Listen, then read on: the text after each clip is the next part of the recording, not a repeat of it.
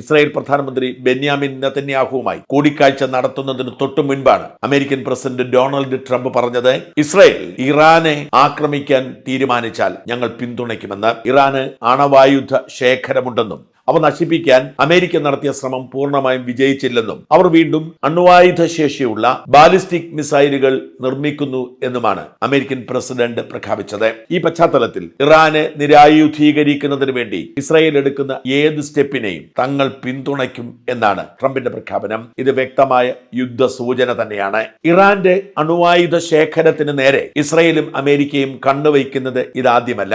ഏറ്റവും ഒടുവിൽ മാസങ്ങൾക്ക് മുമ്പ് ഇറാന്റെ അണ്വായുധ പരീക്ഷണശാലയ്ക്ക് നേരെ അമേരിക്ക വ്യോമാക്രമണം നടത്തിയിരുന്നു. അതിനു മുൻപ് പലതവണ ഇസ്രായേലും ഇത് ചെയ്തിട്ടുണ്ട്. ഇത്തരം വ്യോമാക്രമണങ്ങൾക്കൊന്നും ഇറാന്റെ അണ്വായുധ പരീക്ഷണ സംവിധാനത്തെ തകർക്കാൻ കഴിയുന്നില്ലെന്നും അവർ ഇതിനോടകം അണ്വായുധങ്ങൾ ശേഖരിച്ചു കഴിഞ്ഞിരിക്കുന്നു എന്നുമാണ് റിപ്പോർട്ടുകൾ. പാകിസ്ഥാൻ ഒരു അണ്വായുധ രാഷ്ട്രമാണെന്ന് നമുക്കറിയാം. പാകിസ്ഥാന്റെ സഹായത്തോടു കൂടിയാണ് ഇറാൻ അണ്വായുധം രൂപീകരിച്ചതെന്നും റിപ്പോർട്ട് ചെയ്യപ്പെടുന്നു. എന്നാൽ പാകിസ്ഥാനെ കുറ്റപ്പെടുത്താനോ ഒറ്റപ്പെടുത്താനോ തയ്യാറാവാതെ പാകിസ്ഥാനെ കൂടെ ചേർത്ത് നിർത്തുകയാണ് ട്രംപ് ചെയ്യുന്നത്. എന്നിട്ട് ട്രംപും അമേരിക്കയും ഇസ്രായേലും ഒക്കെ പറയുന്നു അണ്വായുധ ശേഷിയുള്ള ഇറാനെ തകർക്കുമെന്ന്. ഇറാൻ പുച്ഛിച്ചു തള്ളുകയാണ്. നിങ്ങൾ കുറെ കാലമായല്ലോ ഈ ഭീഷണിയുമായി ഞങ്ങളുടെ നേരെ വരുന്നത്, എന്നിട്ട് എന്തായി? അതുകൊണ്ട് ഞങ്ങൾക്കറിയാം എങ്ങനെ ഞങ്ങളെ പ്രതിരോധിക്കണമെന്ന്, എങ്ങനെ ഞങ്ങളുടെ രാജ്യത്തിന്റെ അതിർത്തി സംരക്ഷിക്കണമെന്ന് എന്ന് പറഞ്ഞ് ഇറാൻ അമേരിക്കയെ പരിഹസിക്കുകയാണ്. എന്തായാലും ട്രംപ് നൽകുന്ന സൂചന ഏറെ വൈകാതെ ഇറാനിലേക്ക് ഇസ്രായേലിന്റെ ബോംബ് മഴ പെയ്യുമെന്ന് തന്നെയാണ്. ട്രംപിന്റെ